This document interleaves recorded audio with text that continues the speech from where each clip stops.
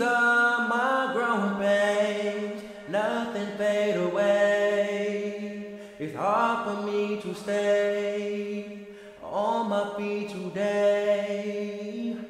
These are my growing pains, nothing fade away. It's hard for me to stay on my feet today.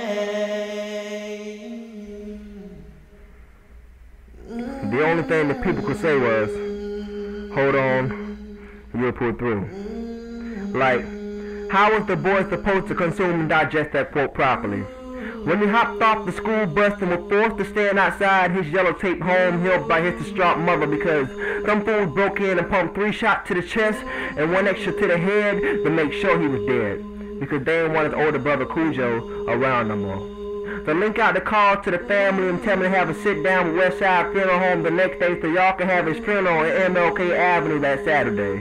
And show emotion for the quick 2 hours. Hop in the limo, walk to the grave, say goodbye, and then feed you Thanksgiving Part 2 afterwards, because the first thing on your mind after service is food.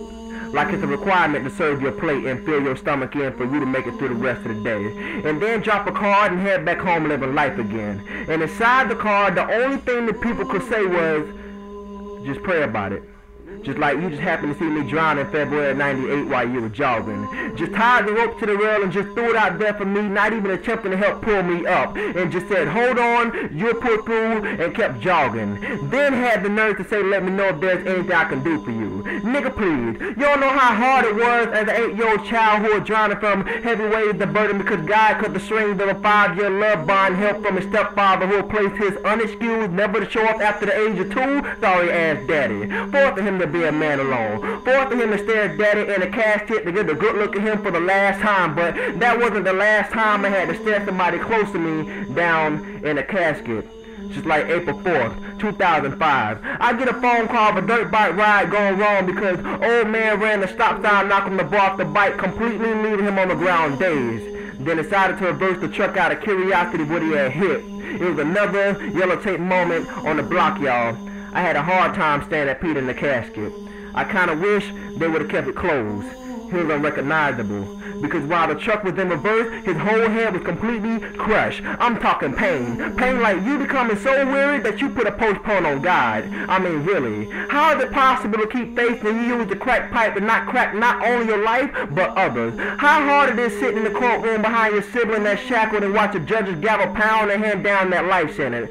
And the only thing you could do to feel some kind of warm touch of his was to place your hands on the window with all 5 fingers spaced apart with his on the opposite matching like puzzles. And how hard it was for that single God-fearing mother who received an unannounced knock on her door from Europe Truth breaking bad news saying that she had to bear her only son that had died from combat. And she always taught her son how to let go and let God. But she seemed to have lost it completely when her niece had checked into that nursery home because she threw in a towel of surrender by letting go and blocking God. And the only thing these people could say was, I feel your pain.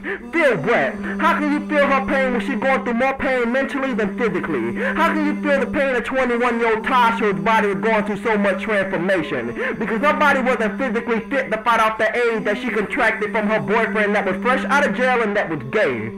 But one thing that you'll never hear these people say is, I see your pain.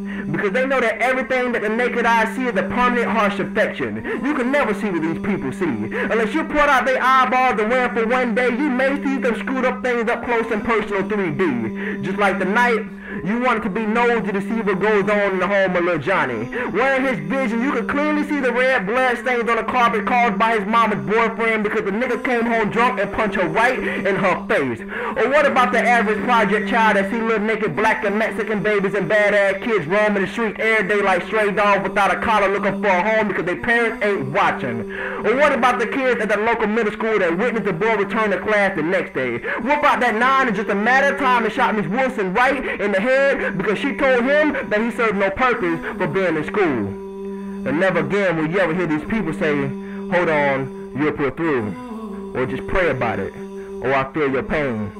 Because at the end of the day, when everybody's ordered to pay their moment of silence and everybody's growing pain, the only thing these people could say was, you fill in the blank.